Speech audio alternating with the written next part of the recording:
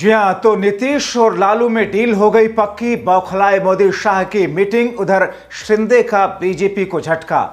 बिहार में क्या होने जा रहा है? बहुत स्वागत है आप सभी का। आप देख रहे हैं द राजनीति का विशेष सेगमेंट खबर और विश्लेषण। मैं हूं जब्बार खान। दोस्तों, आखिर बीते 2 दिनों में ऐसी कौन सी प्रगति बिहार में हो गई कि प्रगति यात्रा पर बजिद होकर के नीतीश कुमार मोदी के साथ आए तो नहीं, मगर बिहार में एक अलग तरह की राजनीतिक उठापटक की प्रगति देखी जा रही है।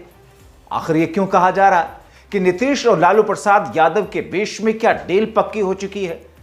आखिर क्यों लालू प्रसाद यादव उनके बाद में भाई वीरेंद्र और फिर तेज प्रताप यादव ने जो बयान दिया, क्या वाकई वो महज हवाई वाटर टेस्टिंग है या उसके कोई माने हैं? क्या वाकई बिहार और महाराष्ट्र का राजनीतिक उथल पुथल से कोई संबंध है? क्या नीतीश, नायडू और शिंदे की कोई बातचीत हुई है? क्योंकि शिंदे ने भी तो कुछ वैसा ही तेवर दिखाया है। दोस्तों, आखिर बिहार में चल क्या रहा है? क्या वाकई बिहार में कुछ बहुत बड़ा होने जा रहा है? और इसीलिए प्रधानमंत्री नरेंद्र मोदी फूक फूक करके कदम उठा रहे थे अभी तक। दोस्तों, विस्तार से आपको बताते हैं। दोस्तों, आरजेडी नेता और लालू प्रसाद यादव के खासम खास भाई वीरेंद्र के नीतीश के इंडिया गठबंधन में आने वाले बयान के एक दिन के बाद 21 फरवरी को लालू यादव के बड़े बेटे और पूर्व मंत्री तेज प्रताप यादव ने जो कुछ कहा, उसे पटना से लेकर के दिल्ली तक अलग तरह की हलचल मच गई। तेज प्रताप यादव के बयान के बाद कयास लगने लगे कि क्या आरजेडी के नेता यूं ही बोल रहे हैं या वाकई कुछ खिचड़ी पक रही है।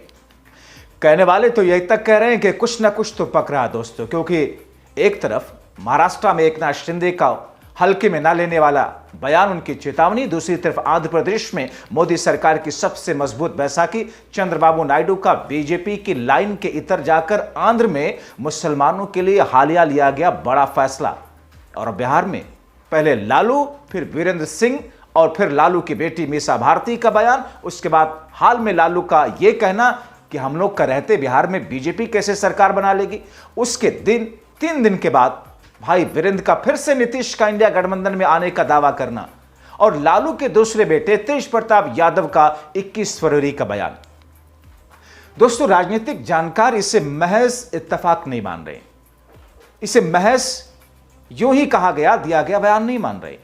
राजनीतिक जानकारों की नजर में बिहार में कुछ ना कुछ खिचड़ी तो पक रही है। दोस्तों, आपको बताते हैं कि हुआ क्या है। दरअसल मोदी सरकार में केंद्रीय मंत्री राजीव रंजन उर्फ ललन सिंह के बयान पर पलटवार करते हुए आरजेडी नेता तेज प्रताप यादव ने 21 फरवरी को एक बड़ा दावा कर दिया। उन्होंने कहा कि तेजस्वी यादव मुख्यमंत्री बनने जा रहे हैं। ललन सिंह जो सपना पाले हुए हैं वो बहुत जल्दी फेल होने वाला है। दरअसल 21 फरवरी को पटना में मीडिया से बातचीत के दौरान केंद्रीय मंत्री ललन सिंह से जब पूछा गया कि आरजेडी नेता तेजस्वी यादव ने 137 अपराधों की सूची जारी करते हुए कहा कि अब मुख्यमंत्री नीतीश कुमार क्या करेंगे, इस पर ललन सिंह ने कहा कि अपराध किसको कहते हैं, पहले तेजस्वी यादव ये तो बताएं कि अपराध कहते किसे हैं। जो सामान्य घटनाएं होती हैं क्या वो अपराध हैं? ललन सिंह कहते हैं कि जरा अपने माता पिता के राज को भी देख लें, पता कर लें कि कितना अपराध होता था। अपहरण का उद्योग चलता था, फिरौती कहां से वसूली जाती थी, इसका भी ज्ञान प्राप्त कर लें। उनको अभी ज्ञान है ही कहां है, अनुभव की कमी है। कुछ अनुभव ले लें, ऐसे ही कोई कागज जारी कर देने से मुख्यमंत्री का पद नहीं मिलने वाला उनको। ललन सिंह ने मीडिया पर भी तंज कसते हुए उस वक्त कहा, दोस्तों कि पत्रकार जी, आप भी रात में सपना देख लीजिए, सपने में ही पूरे देश का शासन कर लीजिए, सुबह उठने के बाद हकीकत का खुद ब खुद पता चल जाएगा। सपना देखना कोई बुरी बात नहीं, इसीलिए तेजस्वी यादव को भी सपना देखने दीजिए। सुन लीजिए ललन सिंह की जुबानी, किस तरीके से उन्होंने लालू, तेजस्वी से लेकर के इंडिया गठबंधन पर क्या बातें कही। किसको पहले ये ना बताएंगे कि अपराध किसको करते, जो सामान्य घटनाएं घटी है वो अपराध। जरा अपने माता पिता के राज में भी देख लेते, पता कर लेते कि कितना अपराध होता था, कितना अपहरण होता था, अपहरण का उद्योग चलता था, फिरौती कहाँ वसूला जाता था, ये सब भी तो जरा ज्ञान प्राप्त कर लेना। उनको ज्ञान अभी कहाँ है, अनुभव की कमी है। कुछ अनुभव ले ले। ऐसे ही कुछ कागज जारी कर देने से वो मुख्यमंत्री का पद उनको नहीं मिलने वाला है। वो सपना देखते रहे। कांग्रेस को आपत्ति हो रही है, मुख्यमंत्री महिला बनी है दिल्ली में, तो कांग्रेस को कोई भी आपत्ति हो सकती है। कांग्रेस कब से महिला समर्थक हो गई? कांग्रेस की महिला का मतलब एक ही होता है कि उनके परिवार की जो महिला होंगी वही शासन कर सकती हैं। आम कार्यकर्ता जो महिला है उसको बर्दाश्त नहीं कर सकते। राहुल गांधी ने कहा है कि मायावती साथ नहीं आ रही, हम लोग के साथ आती तब बीजेपी। वो अपना जाने, उसमें हमको क्या प्रतिक्रिया देनी है। वो मायावती जी जवाब देंगी, वो देंगे। आर.के. सिंह ने बयान ये दिया उनकी है, अपनी पार्टी का मामला, आंतरिक मामला। हाँ, सवाल खड़ा कर रहे हैं सर सीएम के प्रगति यात्रा पर। कह रहे हैं कि ये यात्रा नहीं, दुर्गति यात्रा है, दुख यात्रा है। तेजस्वी जी को प्रगति से क्या मतलब? तेजस्वी जी को प्रगति का कुछ अनुभव है? कुछ काम किए हैं? तो काम करेंगे तब ना प्रगति का मालूम होगा। ये बिहार 2005 के बाद का जो बिहार आज बन के खड़ा है, ये उसी यात्रा का परिणाम है। और मुख्यमंत्री नीतीश कुमार जी हर जिले में जाते हैं, घूमते हैं, वहाँ का जो बचा हुआ काम है उसका अध्ययन करते हैं, उसकी स्वीकृति देते हैं, उसका कार्यान्वयन होता है। तो ये सब प्रक्रियाओं से उनको कोई मतलब नहीं है। उनको कुछ बयान देना है तो बयान देते रहे, उसका कोई फर्क नहीं पड़ता। दावा कर रहे हैं सर मुख्यमंत्री का सपना देखना किसी के लिए कोई रोक है? सपना आप नहीं देखते हैं? आप भी रात में आज सपना देख लीजिएगा कि पूरे दुनिया का आप प्रधानमंत्री, पूरे दुनिया पर शासन आप कर लीजिए। आप भी आज सपना देख लीजिएगा और सुबह उठिएगा तो पता ही नहीं चलेगा कि क्या सपना देखे थे। दोस्तों, अब जब ललन सिंह ने आरजेडी नेता या आरजेडी के सुप्रीमो लालू प्रसाद यादव, तेजस्वी, राहुल, कांग्रेस, इन सब पर इतना सब बोला, तो ललन सिंह के उस बयान के बाद में तेज प्रताप यादव ने बड़ा दावा करते हुए कहा कि ललन सिंह हाथ मलते रह जाएंगे, तेजस्वी यादव मुख्यमंत्री बनने जा रहे हैं। तेजस्वी यादव जी मुख्यमंत्री बनने जा रहे हैं। पलटू राम, उनका जो गद्दी है बहुत जल्दी छूटने वाला है, इसलिए तेजस्वी जी मुख्यमंत्री बनने जा रहे हैं। उनके कहने से नहीं होता है, ये मेरा भविष्यवाणी है। ललन सिंह जी को मेरा भविष्यवाणी है कि तेजस्वी यादव मुख्यमंत्री बनने जा रहे हैं। जो सपना पाल रखे हैं ललन सिंह बहुत जल्दी फेल होने वाले हैं। उधर दोस्तों, महाराष्ट्र में डिप्टी सीएम के एक बयान जिसमें उन्होंने कहा कि मुझे हल्के में मत लेने, और उस बयान से महाराष्ट्र से लेकर के दिल्ली तक हलचल मची हुई है। महाराष्ट्र की महायुति सरकार में सब कुछ ठीक नहीं चल रहा कहा जा रहा। इसके संकेत मुख्यमंत्री एकनाथ शिंदे के हालिया बयानों से मिलते हैं। सूत्रों के मुताबिक शिंदे और मुख्यमंत्री फडणवीस के बीच कोल्ड वार की स्थिति है। इस बीच 21 फरवरी को एकनाथ शिंदे एक बार फिर से 2 दिन पहले दिया गया अपना बयान, टांगा पलटने वाला बयान दोहराया। नागपुर में पत्रकारों ने शिंदे से जब उनके उस बयान के बारे में सवाल किया तो उन्होंने कहा कि ये तो मैंने पहले ही कहा, जिन्होंने मुझे हल्के में लिया, मैं एक कार्यकर्ता हूं, सामान्य कार्यकर्ता हूं, लेकिन बाला साहब और दिगे साहब का कार्यकर्ता हूं। यह समझ के मुझे सबने लेना चाहिए, सबको मुझे इस तौर पर लेना चाहिए, और इसलिए जब हल्के में लिया तो 2022 में टागा पलटी कर दिया, सरकार को बदल दिया। हम अब आम जनता की इच्छाओं की सरकार लेकर के तब आया मैं, इसलिए मुझे, क्योंकि मैं आम जनता की इच्छाओं के लिए सरकार लेकर के आया, मुझे हल्के में ना ले। ये इशारा जिन्हें समझना है वो समझ लें। दरअसल दोस्तों, महाराष्ट्र के मुख्यमंत्री देवेंद्र फडणवीस और उप मुख्यमंत्री एकनाथ शिंदे के बीच मतभेदों की अटकलों के बीच में 900 करोड़ की एक और परियोजना, जिसे शिंदे के सीएम कार्यकाल के दौरान मंजूरी दी गई, वो अब रोक दी गई। शिंदे द्वारा अनुमोदित जालना जिले की यह परियोजना अब मुख्यमंत्री कार्यालय के आदेश के अनुसार सिडको के प्रबंध निदेशक द्वारा जांच की जा रही है। इस घटनाक्रम से शिवसेना और बीजेपी के बीच टकराव की स्थिति पैदा हो सकती है, जिससे सीएम फडणवीस और डिप्टी सीएम शिंदे के बीच में तनाव बढ़ना तय है। दरअसल शिंदे फडणवीस द्वारा सरकार के कार्यकाल के दौरान हुए कुछ कॉन्ट्रैक्ट को रद्द करने और कुछ परियोजनाओं की जांच के आदेश देने के बाद में तनाव और बढ़ा है।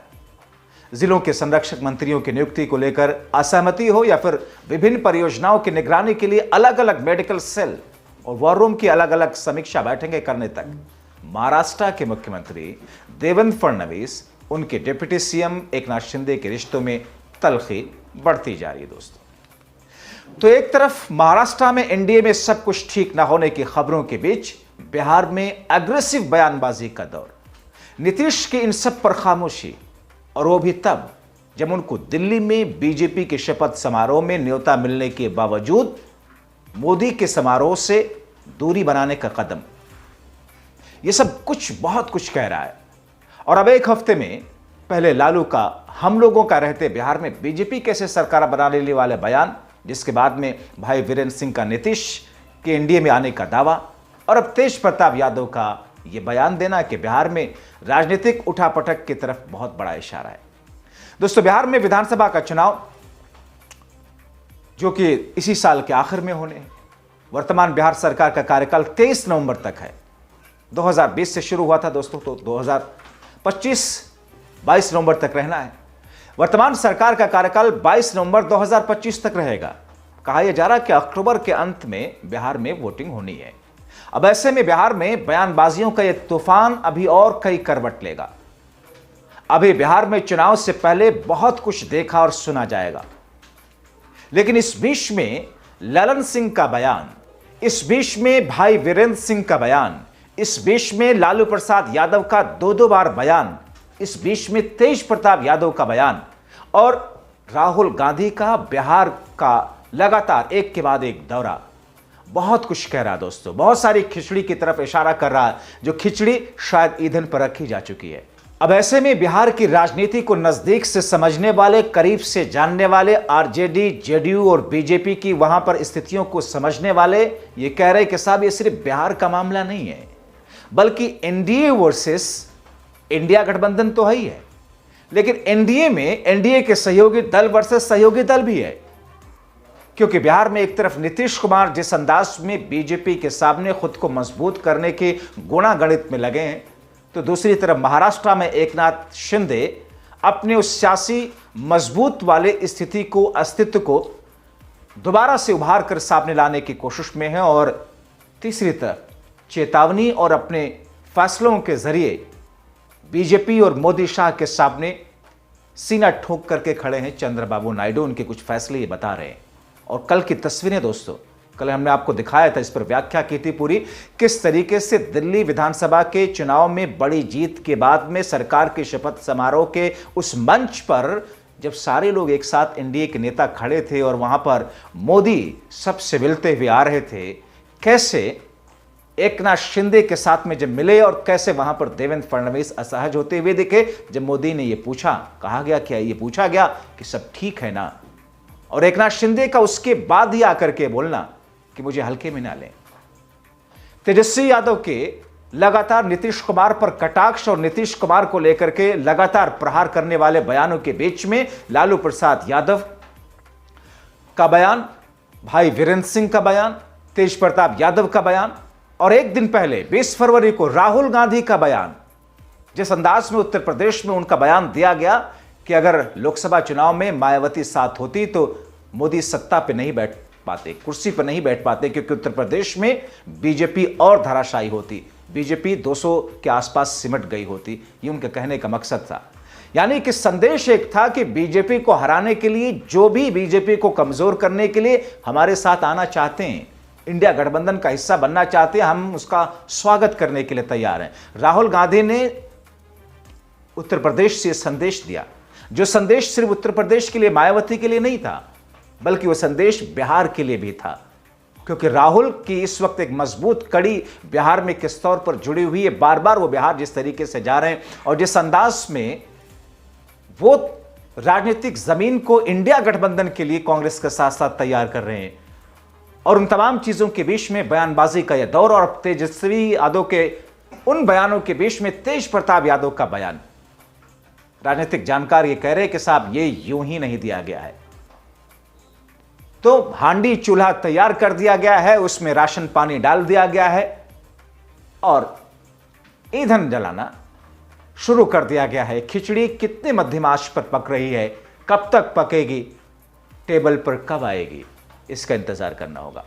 आप क्या सोचते हैं इस खबर को लेकर के दोस्तों? अपने राय कमेंट बॉक्स में जरूर लिखें। आप लाखों दर्शक जो हमें देखते सराहते हैं, आपसे अपील के जो लोग सब्सक्राइब ना किए हों प्लीज सब्सक्राइब करें, लाइक करें, दूसरों तक पहुंचाएं जागरूक करने के लिए, शेयर करके, ताकि हर खबरें आप सब तक पहुंचे सबसे पहले। बहुत शुक्रिया।